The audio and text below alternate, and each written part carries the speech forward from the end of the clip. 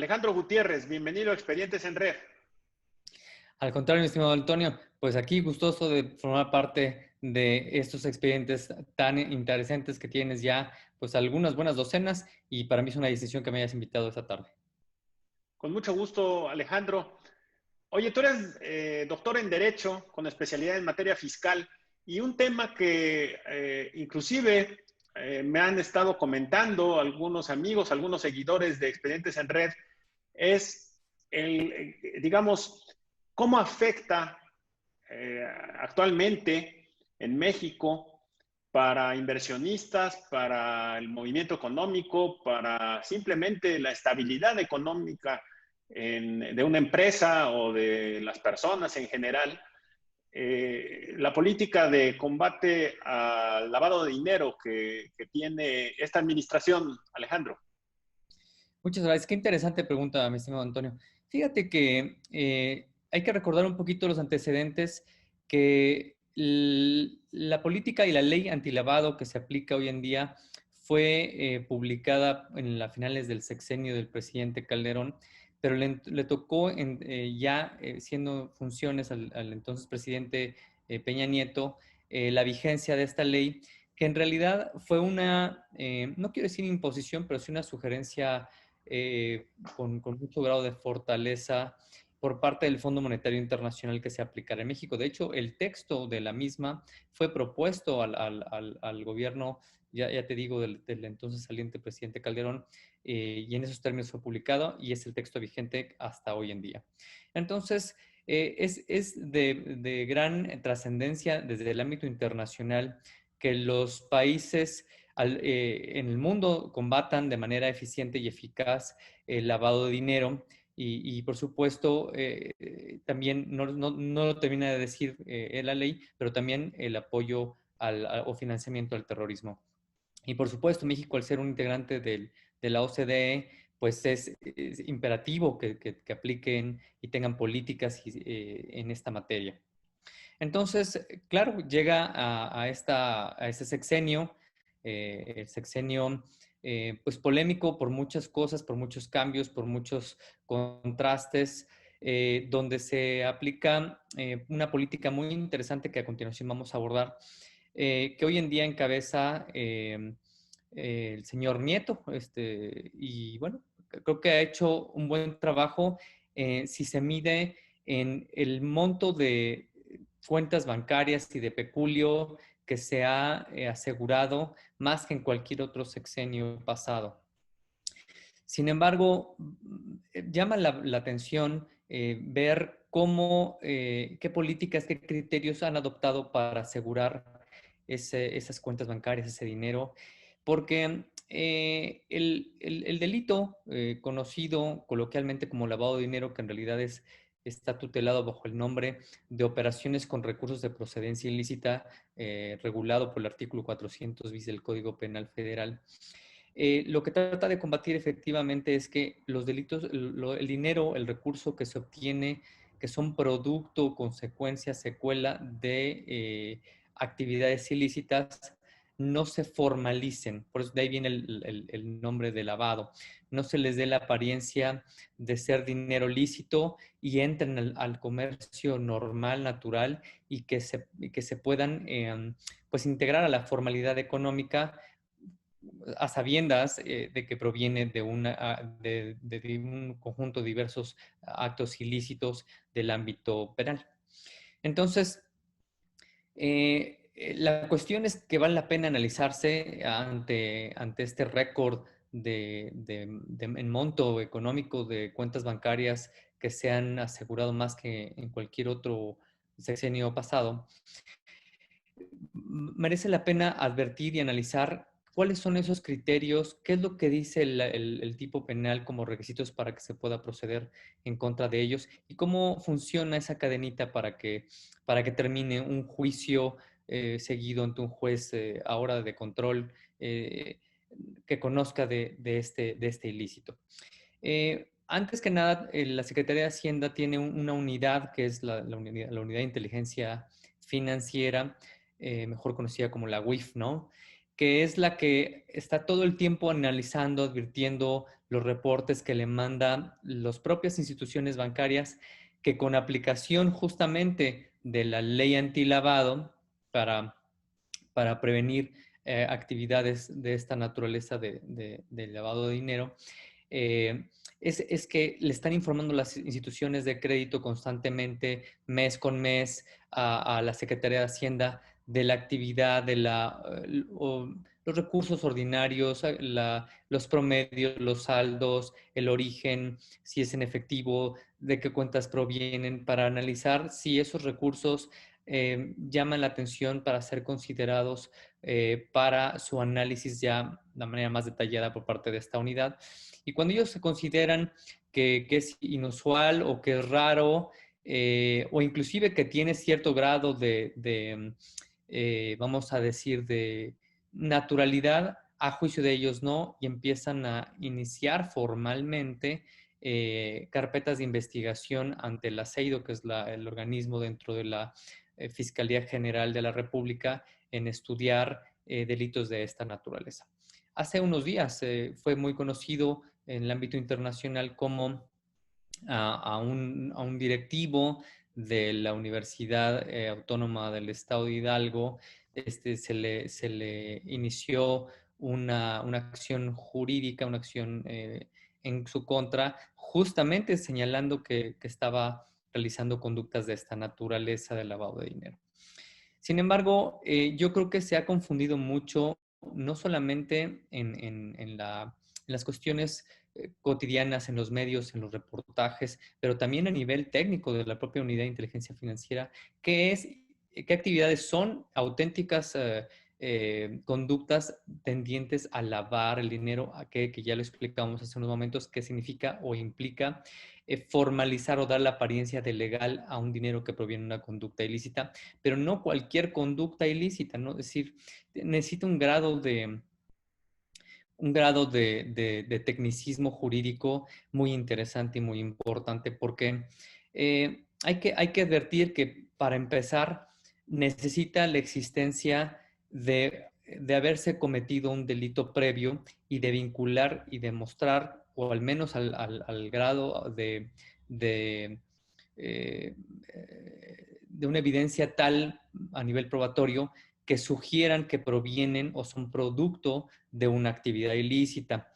De tal suerte que hoy, por ejemplo, hoy en día, para esta unidad de inteligencia financiera, toda actividad que se realiza o se paga con dinero en efectivo es altamente sospechosa y se tienden a asegurar las cuentas bancarias. Nada más que se nos olvida que el 50% de la economía que mueve este país es comercio informal, no necesariamente ilícito.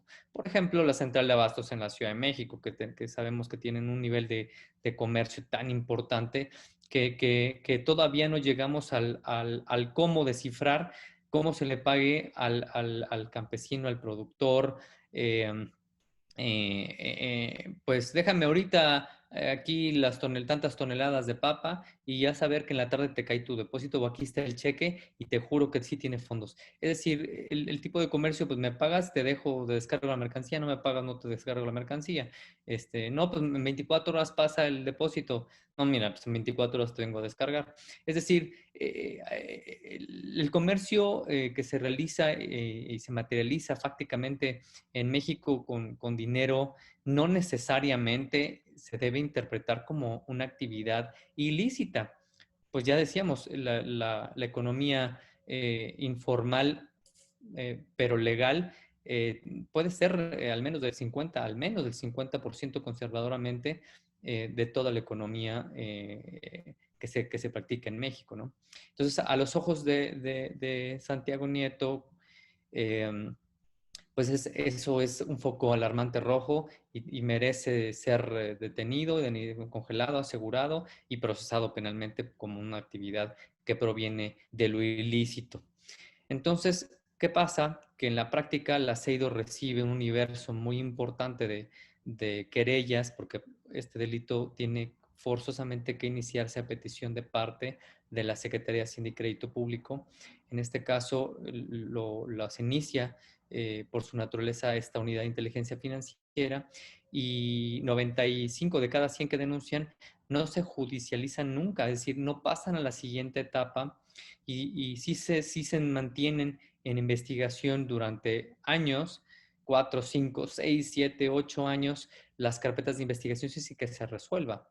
Es decir, no solamente con el actual modelo de justicia adversarial, sino también en la anterior, antes de que entrara en vigor, que también hay cientos de casos bajo la modalidad de averiguaciones previas ante el modelo anterior, que también están en los sueños de los justos, donde no se define, hay una incertidumbre jurídica tremenda desde antes y ahora continúa, porque con mucha, no voy a decir ligereza, pero con mucha facilidad eh, tienen este institucionalismo de la Secretaría de Hacienda facultades para querellarse y le dejan la chamba de investigación, obviamente, a la Fiscalía General de la República, que para serte honesto tienen buenos abogados, esta Fiscalía también, como también lo tiene la Unidad de Inteligencia Financiera, pero no llegan a un grado de exigencia tal a lo interno que dé seguridad jurídica al empresario, que dé seguridad jurídica al inversionista,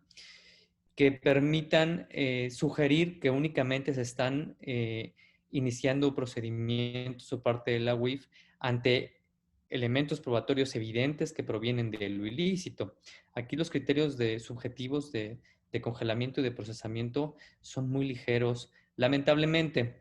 No con esto quiero decir que se está actuando mal o se está haciendo un mal trabajo. Lo que quiero decir es que la política que actualmente ha adoptado y que aplica esta institución de la Secretaría de Hacienda es bastante ligera de colmar requisitos donde se investigue con más profundidad la auténtica procedencia ilícita de los recursos para poder iniciar. Es decir, valdría más la pena iniciar 10 carpetas muy bien integradas con elementos probatorios que puedan sugerir un auténtico origen ilícito de los recursos y no 100 expedientes que se integran con una ligereza porque lo permite la legislación para iniciar una carpeta de investigación por este ilícito. Ahora, ¿qué sucede, digamos, en ese contexto, en ese escenario para los comerciantes, para los inversionistas, que por la actividad que desarrollan, que no necesariamente está ligada, por supuesto, a grupos delincuenciales, eh, su actividad económica implica o involucra el manejo de efectivo? ¿Cuál es la solución? ¿Qué está pasando ahí? Qué interesante, porque además hay una segunda, vamos a decir, un segundo filo de la espada, no solamente es de un lado, que son los recursos recursos con operaciones de procedencia ilícita, sino también está la parte fiscal. ¿Qué significa? ¿Por qué tiene esta dualidad? Porque hoy en día el empresario ya tiene miedo de aparecer él como socio, él como representante legal, como actualmente todos los socios inversionistas quieren estar. Yo quiero estar al frente de mi dinero y que sepan que es mío y yo quiero tener la titularidad. Hoy en día dicen, híjole, pues si algo se equivoca el contador, si algo no está bien, si me pagan en efectivo y al rato consideran que esos pagos en efectivo, pongamos un ejemplo, ¿no? Escuelas.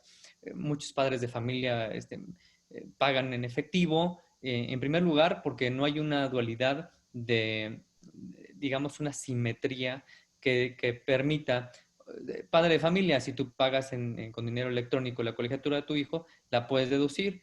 Bueno, sí la puedes deducir, pero puedes deducir 12,000 pesos al año. Oye, pues es lo que pago mensualmente por cada uno de mis hijos. Ah, pues ni modo, lo demás es dinero perdido. Entonces, ya no tienen ese interés en realidad de pagar la colegiatura con dinero electrónico. Si hay dinero efectivo, pues se paga en efectivo, no pasa nada. Es más, lo prefieren porque eh, es más cómodo, no hay que ir a pagar, a formarse directamente a un banco, hacer la transferencia o ir directamente. Si permiten llegar a la caja cualquier día que van a recoger a los niños, le dan el dinero a la muchacha, a la esposa, lo que sea, y pasan, pagan y es más cómodo. Entonces empiezan a recibir cantidades muy importantes de flujo de efectivo y a ojos de la Unidad de Inteligencia Financiera, eso es una operación de lavado de dinero. Entonces, eh, por supuesto que hay industrias donde el manejo tan importante de efectivo puede sugerir que facilitaría el auténtico lavado de dinero. Por ejemplo, la industria de la construcción facilita mucho eso. ¿Por qué? Pues porque todos los trabajadores de la construcción, el día de la raya, el sábado, a mí me pagas en efectivo, no me voy de aquí. Es decir, nada, que me haces una transferencia y te juro que ya te cayó en tu tarjeta de débito, porque donde yo vivo a lo mejor ni siquiera hay cajeros, no me vengas con que y me van a cobrar comisiones, ¿no? A mí me pagas en efectivo, no me voy de aquí. Entonces, pues vayan a cambiar un cheque y regresen con el dinero y a pagar la raya. ¿Cómo? Pues en efectivo. Los trabajadores no trabajan sin la seguridad de que cuando llega el día de paga los sábados normalmente se les paga en efectivo. Entonces, facilita mucho el manejo de efectivo, por supuesto, los materiales de construcción. Es más fácil, inclusive se consiguen de mejor precio cuando se pagan con dinero en liquidez. ¿Cómo va a pagar? Ah, no, pues ahí se lo pago, ahí lo puede usted pagar sin IVA. Es decir, este, se facilita, hay industrias donde se facilitan por la naturaleza, tierra, grava, cemento, varilla, eso facilita mucho que se pague, y más por la fluctuación que tiene el acero, ¿no? Que se pague rápido en efectivo, se facilita y eso permite también, por supuesto, que se pueda no quiero decir lavar el dinero, sino legalizar o formalizar el dinero que puede provenir, por supuesto, de actos ilícitos.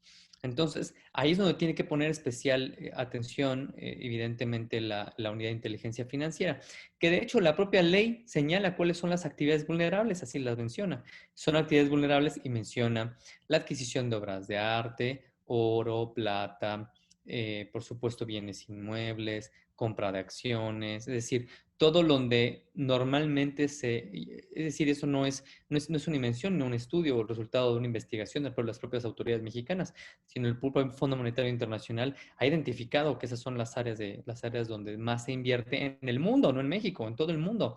De hecho, el Fondo Monetario Internacional bueno, califica más o menos cada 6, 8 años a todos los gobiernos de cuál es su actuación en el combate de estas operaciones y emite una calificación donde si no es satisfactoria, le restringen los préstamos a los gobiernos que no pasan esta calificación y de ahí, pues obviamente, tratando de mejorar esa calificación, es que tiene una mano tan dura, si me lo permites expresarlo así, esta actual administración encabezada por Santiago Nieto, cuando tiene o puede tener un efecto contrario a lo que realmente queremos.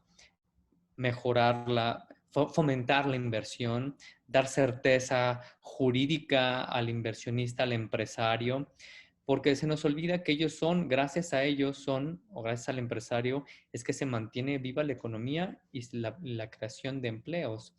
Es decir, sin estos no existieran, caeríamos o llegase a reducirse de manera importante su participación, México caería evidentemente en una recesión económica de manera muy rápida.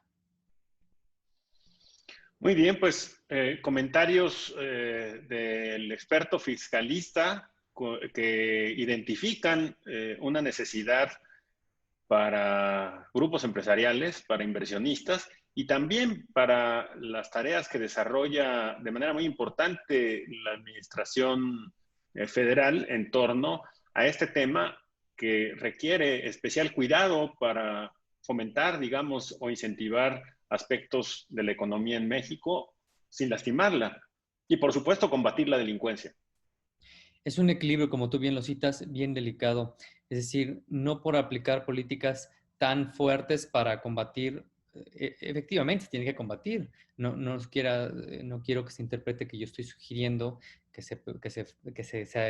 hagan más laxas estas medidas, estas políticas que faciliten el lavado de dinero, sin ninguna manera, sino ser mucho más cautelosos en su investigación y su integración para que tenga más confianza, más certeza el empresario y no se ve afectado con una política como se están aplicando hoy en día, mi estimado Antonio.